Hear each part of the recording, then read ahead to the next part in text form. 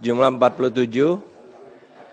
Di sini ada Pangdam Iskandar Muda, Gubernur Akmil ada di sini, dan Puspom Dirkom ada di sini. Oke, Pangdam Jaya sudah ada ya?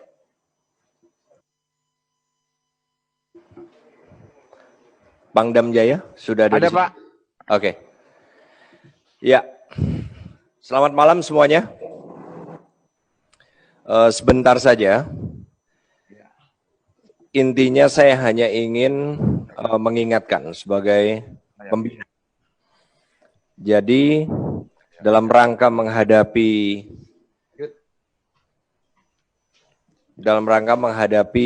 rangkaian unjuk rasa, ini penggelaran kekuatan sesuaikan dengan perintah dari Panglima TNI.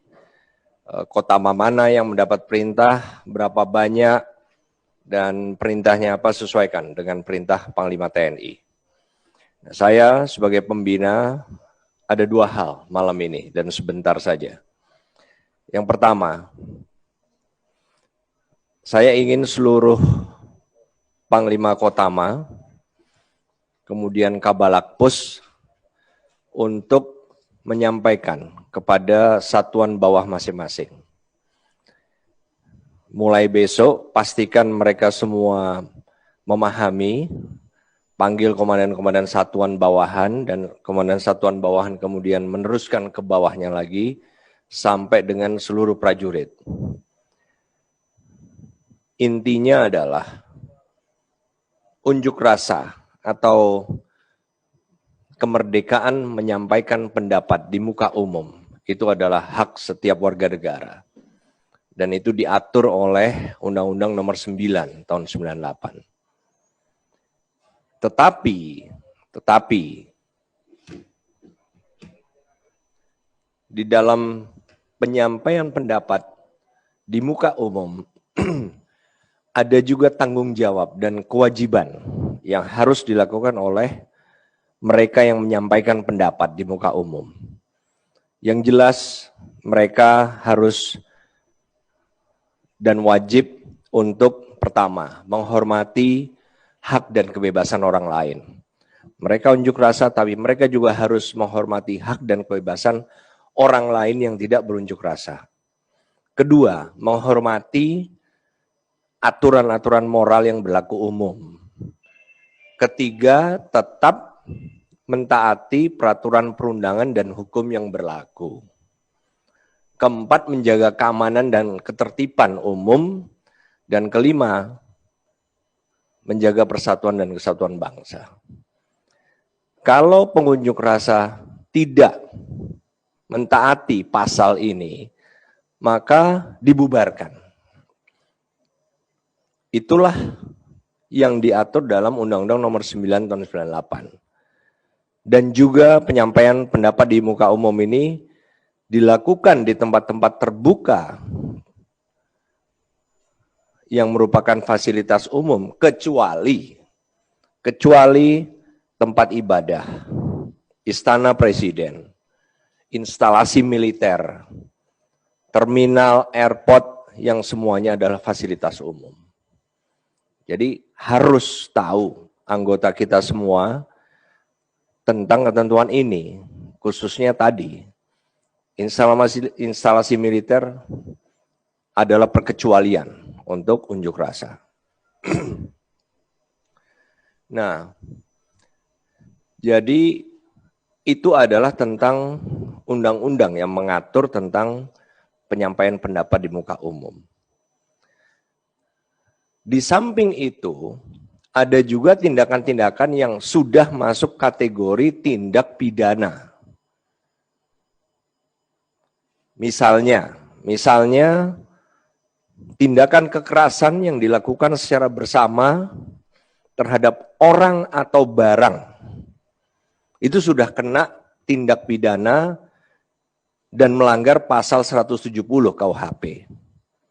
Yang berarti juga KUHP-M. Tuntutan hukumannya adalah 5 tahun 6 bulan, 5,5 tahun. Kalau tindakan kekerasan itu menyebabkan hancurnya barang atau orang luka-luka, naik menjadi 7 tahun. Kalau orang yang luka-lukanya berat, naik 9 tahun. Kalau orangnya sampai meninggal, 12 tahun. Ini diatur dalam Undang-Undang Nomor 1 tahun 46 ini, KUHP ini. Jadi ini adalah undang-undang pertama. Nah, selain pasal 170, ada juga pasal yang mengatur merusak fasilitas umum.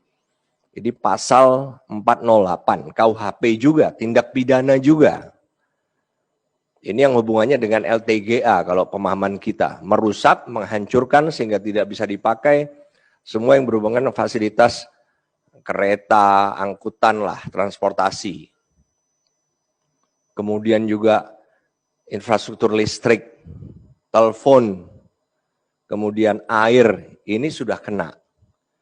Dan ancaman hukumannya ini 4 tahun untuk perusakan fasilitas umum.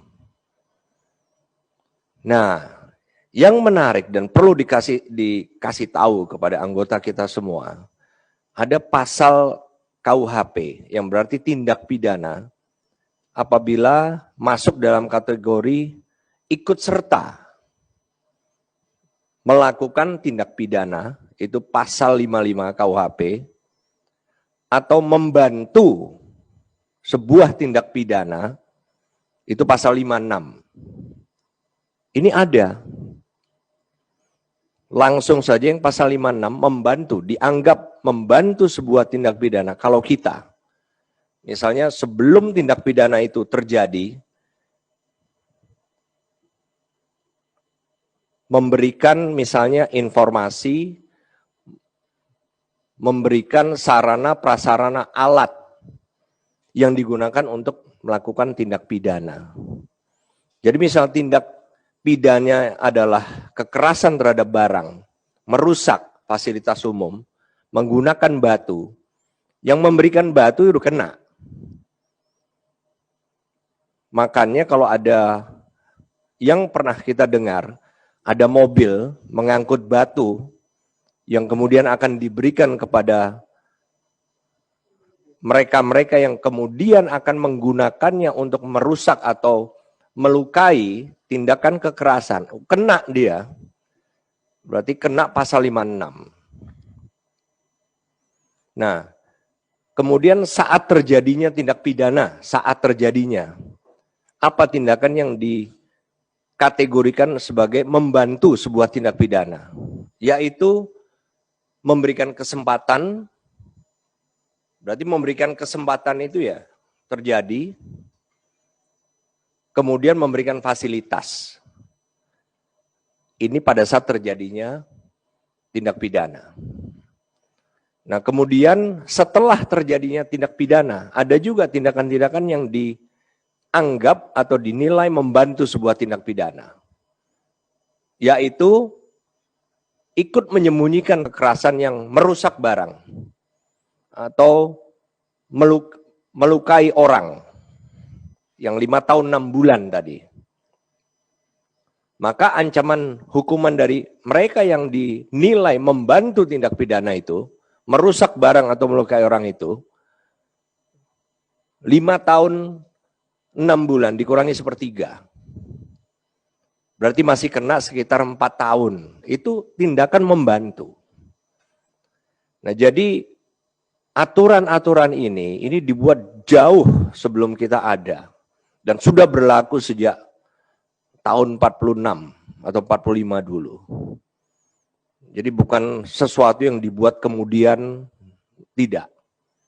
Dan ini harus diketahui dan ditaati. Karena apa? Ada sanksi hukumnya. Oleh karena itu, saya ingin seluruh satuan baik yang dilibatkan, digelar oleh Panglima TNI di lapangan, maupun yang tidak digelar, agar mengetahui ini. Jangan sampai kemudian ada tindakan-tindakan yang mereka tidak tahu tetapi tidak bisa lepas gitu loh.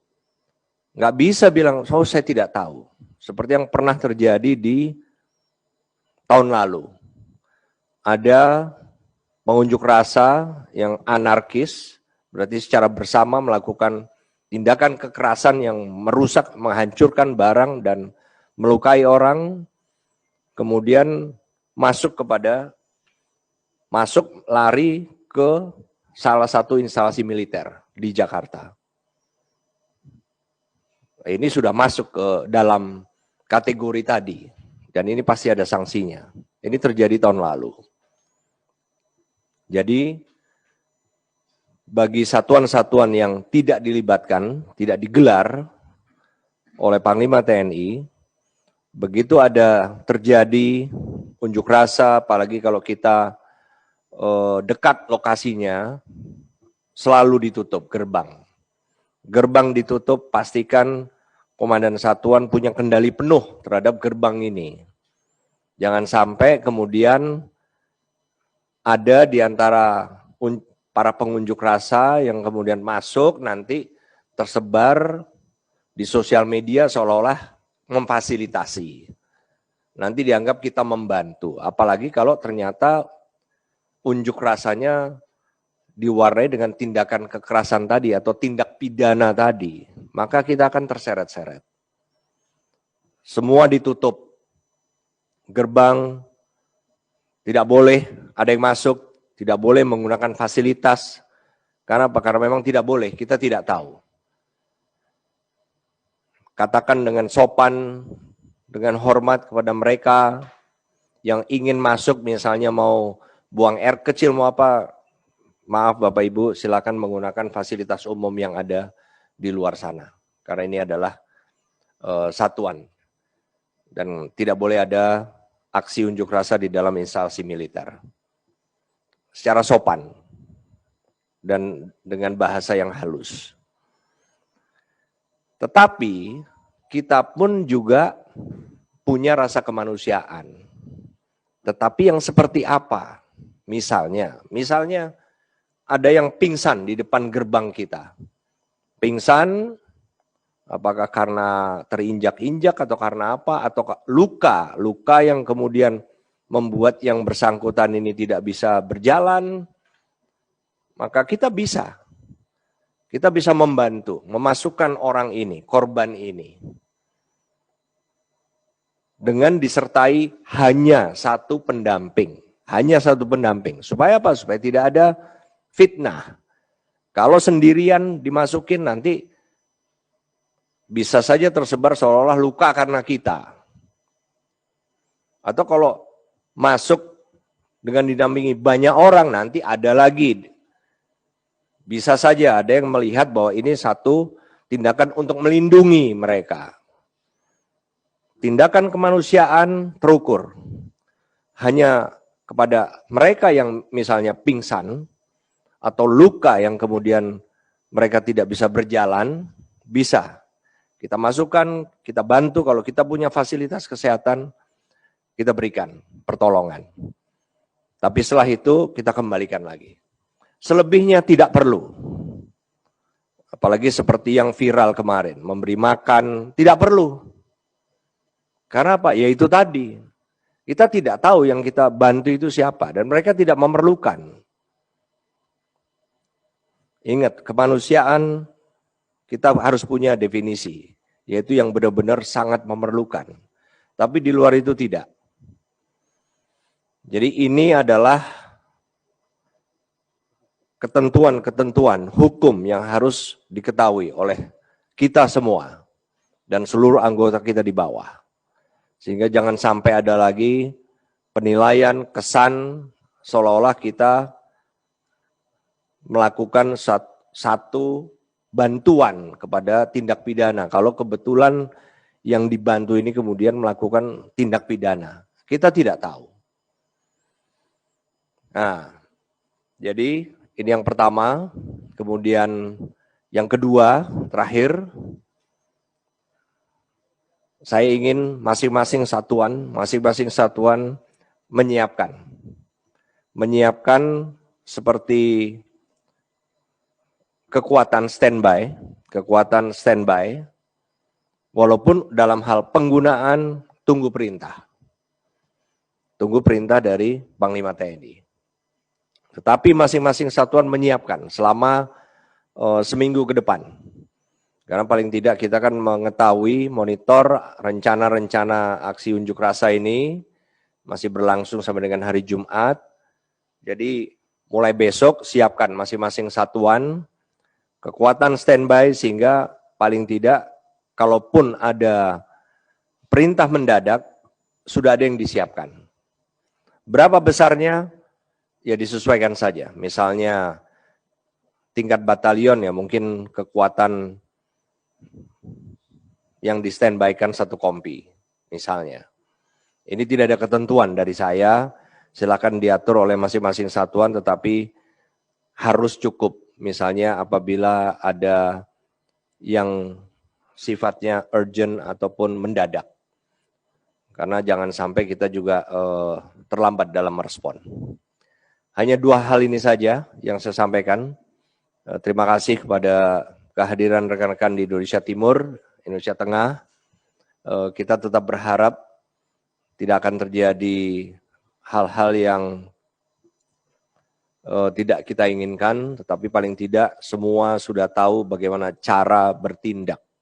Cara bertindak yang berada di satuan maupun yang digelar oleh Panglima TNI di lapangan dalam membantu Polri pengamanan unjuk rasa. Itu saja. Apakah ada yang urgent sekali? Kalau tidak ada, kita sudahi. Tapi kalau ada yang urgent sekali dan tidak sensitif bisa dilaporkan. Saya anggap tidak ada. Terima kasih semuanya. Selamat malam.